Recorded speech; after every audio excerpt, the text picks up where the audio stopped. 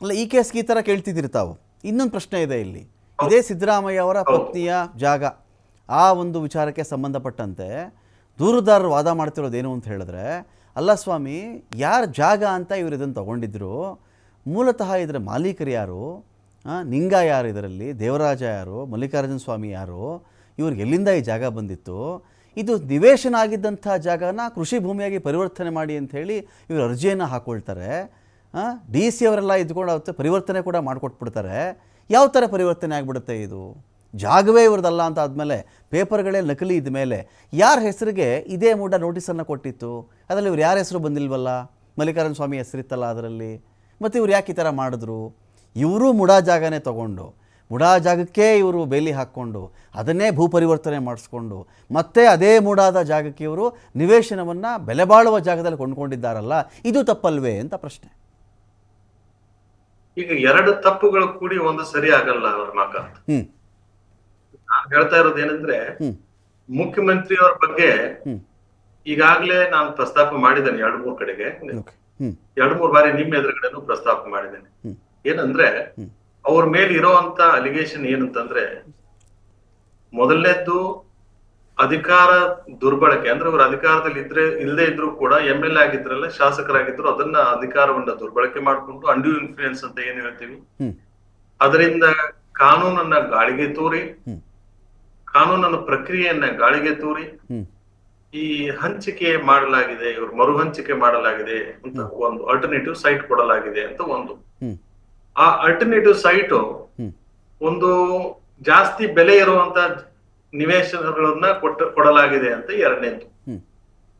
ಹೀಗಾಗಿ ಸರ್ಕಾರಿ ಬೊಕ್ಕಸಕ್ಕೆ ಇವರು ನಷ್ಟ ಮಾಡಿದ್ದಾರೆ ಅಂತ, ಇದರಿಂದ ಸರ್ಕಾರಕ್ಕೆ ಹಾನಿಯಾಗಿದೆ, ಇವರು ಅದನ್ನ ಕಾನೂನು ಬಾಹಿರವಾಗಿ ಲಾಭ ಮಾಡ್ಕೊಂಡಿದ್ದಾರೆ, ಇದು corruption and the property which they have acquired. ಅಂದ್ರೆ ಸೈಟ್ಗಳೇನಿದಾವೆ, they are the proceeds of the crime ಅಂತ ಇರೋದಲ್ಲಿ.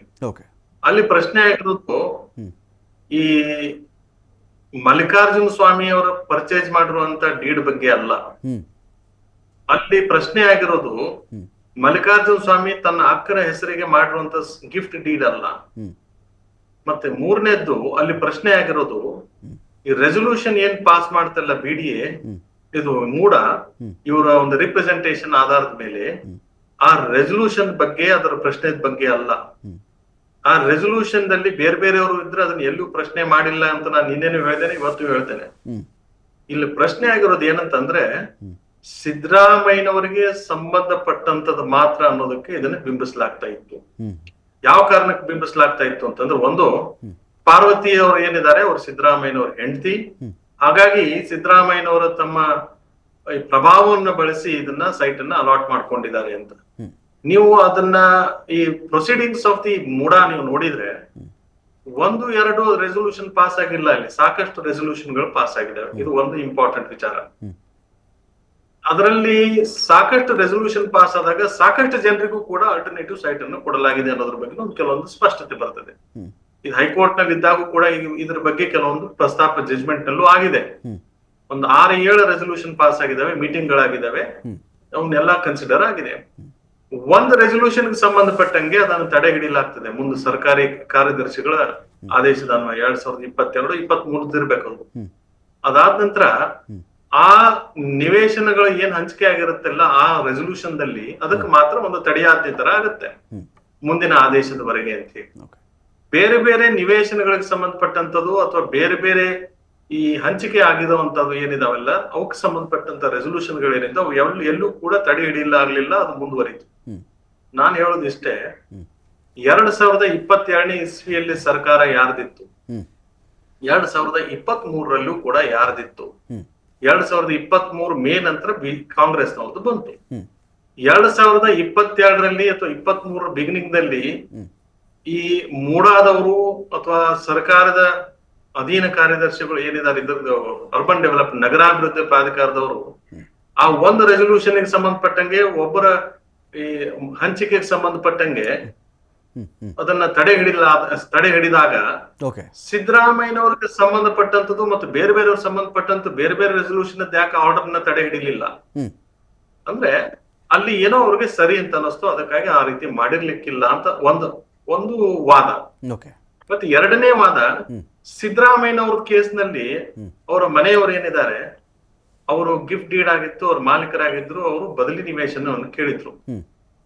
ಬದಲಿ ನಿವೇಶನದಲ್ಲಿ ಆ ಅರ್ಜಿಯನ್ನ ಪೂರಕವಾಗಿ ಪರಿಶೀಲಿಸಿ, ಅದರಲ್ಲಿ ಕಾನೂನಾತ್ಮಕ ಚೌಕಟ್ಟಿನಲ್ಲಿ ಅದನ್ನ ಪರಿಶೀಲಿಸಿ, ಅವರ ಅರ್ಹತೆಯನ್ನು ವಿಮರ್ಶೆ ಮಾಡಿ ಒಂದು ಆದೇಶ ಮಾಡ್ತಾರೆ, ರೆಸಲ್ಯೂಷನ್ ಪಾಸ್ ಮಾಡ್ತಾರೆ. ಇವ್ರು ಒಬ್ಬರದೇ ಆಗಿಲ್ಲ, ಸಾಕಷ್ಟು ಜನರದ್ದು ಆಗಿದೆ ಅದರಲ್ಲಿ. ಇದು ಒಂದು. ಅದನ್ನ ಇವರು ಕಾನೂನಾತ್ಮಕವಾಗಿ ತಪ್ಪು ಅಥವಾ ಅದರಲ್ಲಿ ಬೆನಿಫಿಟ್ ಜಾಸ್ತಿ ಬಂದಿದೆ, ಅನ್ಜಸ್ಟ್ ಎನ್ರಿಚ್ಮೆಂಟ್ ಅಂತ ಏನ್ ಹೇಳ್ತಾರೆ ಅದೆಲ್ಲ ಆಗಿದೆ, ಹಾಗಾಗಿ ಅದು ಅಕ್ರಮ ಅಂತ ಹೇಳೋದಾದ್ರೆ, ಅದನ್ನ ಮತ್ತು ಈ ಅಶೋಕ್ ಅವ್ರದ್ದು ನೀವು ಕಂಪೇರ್ ಮಾಡಿದ್ರೆ ತುಂಬಾ ವ್ಯತ್ಯಾಸ ಬರುತ್ತೆ. ಈಗ ಸರ್ಕಾರದ ಅನುಮತಿಯೊಂದಿಗೆ ಹಂಚಿಕೆ ಪಡೆದಿರೋದು ಕಳ್ತನನು, ಸರ್ಕಾರಕ್ಕೆ ಗೊತ್ತಿಲ್ಲದೇನೆ ಈ ಬೇರೆ ಬೇರೆ ರೀತಿಯಿಂದ ಅಥವಾ ಗೊತ್ತಿಲ್ಲದೇನೋ ಗೊತ್ತಾಗದೇನೋ ಅಥವಾ ಗೊತ್ತಿದ್ದು ಕೂಡ ಅದನ್ನ ಆಸ್ತಿ ವ್ಯವಹರಿಸೋದು, ಸರ್ಕಾರಿ ಆಸ್ತಿಯನ್ನ ವ್ಯವಹರಿಸೋದು ಏನಿದೆಯಲ್ಲ ಅದು ತಪ್ಪ ಕಳ್ತನನ ಅನ್ನೋದ್ರ ಬಗ್ಗೆ ಈ ಸಾರ್ವಜನಿಕ ವಲಯದಲ್ಲಿ ಈಗಾಗಲೇ ಚರ್ಚೆ ಆಗ್ತಾ ಇದೆ ಅಂತ ನನ್ನ ಅನಿಸಿಕೆ. ಇದು ಒಂದು ಜನ ತೀರ್ಮಾನ ತಗೊಂತಾರೆ. ಆದ್ರೆ ಕಾನೂನಾತ್ಮಕವಾಗಿ ಈ ಅಶೋಕ್ ಅವ್ರ ವಾದ ಏನಂತ, ನಾನು ವಾಪಸ್ ಪಡೆದಿರುವಂತ ಬೆನಿಫಿಟ್ ಅನ್ನ ಕೊಟ್ಟ ನಂತರ there is no offence, even if it is a serious offence, there is no offence and the matter is closed. ಅದು ಅವ್ರು ಹೇಳಿರುವಂತ ಗಿಫ್ಟ್ ಡೀಡ್ ನಲ್ಲಿ ಮಾಡ್ಕೊಟ್ಟಿರುವಂತ ವಿಚಾರ ಅಲ್ಲಿಗೆ ಪೂರ್ಣ ವಿರಾಮ ಆಯ್ತು ಅಂತ ಹೇಳಿದ್ರು. ಅದೇ ವಾದವನ್ನ ಹೈಕೋರ್ಟ್ ನಲ್ಲೂ ಕೂಡ ಅವರು ಮಂಡಿಸಲಾಯಿತು. ಹೈಕೋರ್ಟ್ ಕೂಡ ಹೌದು, ಒಂದ್ಸರಿ ಆಸ್ತಿ ವಾಪಸ್ ಬಂದ ನಂತರ ಅದ್ರಲ್ಲಿ ಏನು ಅಪರಾಧ ಇಲ್ಲ, ಇದರ ಕಂಪ್ಲೇಂಟ್ ಅನ್ನ ಮತ್ತೆ ರೀಇನ್ವೆಸ್ಟಿಗೇಷನ್ ಮಾಡೋದ್ ಪ್ರಶ್ನೆ ಬರೋದಿಲ್ಲ ಅಂತ ಹೇಳಿ ಹೈಕೋರ್ಟ್ ಕ್ಲೋಸ್ ಮಾಡ್ತು. ಅಂದ್ರೆ ನಾನು ಹೇಳ್ತಾ ಇರೋದು ಹೈಕೋರ್ಟ್ ಕ್ಲೋಸ್ ಮಾಡಿದ್ ಸರಿನೋ ತಪ್ಪು ಅಂತ ನಾನು ಹೇಳ್ತಾ ಇಲ್ಲ ಇಲ್ಲಿ. ಅಂದ್ರೆ ಈ ತರದ ಪ್ರಕರಣಗಳಲ್ಲಿ ಸಾಕಷ್ಟು ಕಡೆಗೆ ಇದು ಆಯ್ತಲ್ಲ, ವಾಪಸ್ ಬಂದಾಯ್ತಲ್ಲ, ಇನ್ನೇನು ಪ್ರಕರಣ ತನಿಖೆ ಮಾಡೋದು, ತಪ್ಪು ಅಂತ ಒಪ್ಕೊಂಡಾಯ್ತು, ಕೊಟ್ಟು ಆಯ್ತು, ಅಲ್ಲಿಗೆ ಮುಗೀತು, ಸರ್ಕಾರ ಬೊಕ್ಸಕ್ಕೆ ಏನು ನಷ್ಟ ಆಗಿಲ್ಲ. ಹಾಗಾಗಿ ಈ ಪ್ರಕರಣವನ್ನ ಮುಂದುವರಿಸೋದು ಅವಶ್ಯಕತೆ ಇಲ್ಲ ಅಂತ ಹೇಳ್ಬಿಟ್ಟು ಏನು ವಾದ ಮಾಡಿರ್ತಾರೆ ಅಶೋಕ್ ಅಂತ ಅವ್ರು, ಬೇರೆ ಬೇರೆ ಜನರು ಮಾಡಿರ್ತಾರೆ, ಅದನ್ನೆಲ್ಲ ಹೈಕೋರ್ಟ್ ಒಪ್ಪಿದೆ. ಈ ತರದ ನಿದರ್ಶನಗಳು ಸಾಕಷ್ಟು ಇದಾವೆ ಅಂತ ನಾನು ಹೇಳ್ತಾ ಇರೋದು ಇಷ್ಟೇ. ಹಾಗಾಗಿ ಸಿದ್ದರಾಮಯ್ಯನವ್ರದ್ದು ಅದು ಆ ನಿದರ್ಶನದಲ್ಲಿ ಒಂದು ಭಾಗ ಆಗ್ಬಹುದು ಅಂತ ನನ್ನ ಅಭಿಪ್ರಾಯ. ಫೈನ್. ಹಾಗಾದ್ರೆ ಈಗ ಅಶೋಕ್ ಅವರ ಕೇಸನ್ನ, ಯಾವುದು ಸಿದ್ದರಾಮಯ್ಯ ಅವರ ಕೇಸು ಯಾವ ಥರ ಇಡಿಗೆ ರೆಫರ್ ಆಗಿದೆಯೋ, ಇಡಿಗೆ ಅದನ್ನು ಕಂಪ್ಲೇಂಟ್ ಮಾಡಿದ್ದಾರೋ, ಲೋಕಾಯುಕ್ತಕ್ಕೆ ಕಂಪ್ಲೇಂಟ್ ಮಾಡಿದ್ದಾರೋ, ಅಶೋಕ್ ಅವರ ಕೇಸಲ್ಲಿ ಯಾವ ಜಾಗ ಬಿಡಿಯದಾಗಿತ್ತು ಅದನ್ನು ಇನ್ಯಾರೊಬ್ಬ ಮೂಲ ಮಾಲೀಕನನ್ನು ಕರ್ಕೊಂಡು ಬಂದು ಕ್ರಯ ಮಾಡಿಸ್ಕೊಂಡು ಆಮೇಲೆ ಅದು ಕೇಸ್ ಆಗುತ್ತೆ ಅಂತ ಗೊತ್ತಾದ್ಮೇಲೆ ವಾಪಸ್ ಮಾಡಿರೋದಾದರೆ, ಇಲ್ಲಿ ಜಾರಿ ನಿರ್ದೇಶನಾಲಯದ ಪಾತ್ರ ಬರಲ್ವೇ, ಲೋಕಾಯುಕ್ತ ಪಾತ್ರ ಇಲ್ಲಿ ಬರಲ್ವೇ? ಇದು ಇಡಿಗೆ ಕಂಪ್ಲೇಂಟ್ ಹೋಗಬಾರ್ದೆ, IT ಕಂಪ್ಲೇಂಟ್ ಹೋಗೋಕ್ಕಾಗಲ್ವಾ? ಇದೇನಾದರೂ ಇಡಿ ವ್ಯಾಪ್ತಿಗೆ ಬರಲ್ಲ ಅನ್ನೋದಾದರೆ ಮುಡಾ ಕೇಸು ಬರಬಾರ್ದಲ್ವೇ ಅಂತ ಒಂದು ಪ್ರಶ್ನೆ ಕೂಡ ಸಹಜವಾಗಿ ರೈಸ್ ಆಗುತ್ತೆ. ಇಲ್ಲಿ ಇಡಿ ಯಾವ ಥರ ಎಂಟ್ರಿ ಆಯ್ತಪ್ಪ ಇಲ್ಲಿ ಅಂತ ಒಂದು ಪ್ರಶ್ನೆ ಬರುತ್ತೆ. ಸೈಟ್ ವಾಪಸ್ ಕೊಟ್ಟ ಮೇಲೆ ಅಶೋಕ್ ಅವರು ಇನ್ನೇನಿದೆ, ನಾನು ಸೈಟ್ ವಾಪಸ್ ಕೊಟ್ಬಿಟ್ಟೆ, ಇನ್ನೇನು ಮುಗೀತಲ್ಲ ಅಂತ ಅಶೋಕ್ ಅವರು ಹೇಳುವುದಾದರೆ, ಅದೇ ಧ್ವನಿಯನ್ನು ಮುಡಾ ಹಗರಣದ ವಿಚಾರಕ್ಕೂ ಸಿದ್ದರಾಮಯ್ಯ ಅವರ ಪತ್ನಿಯವರು ಹೇಳಬಹುದಲ್ವೇ?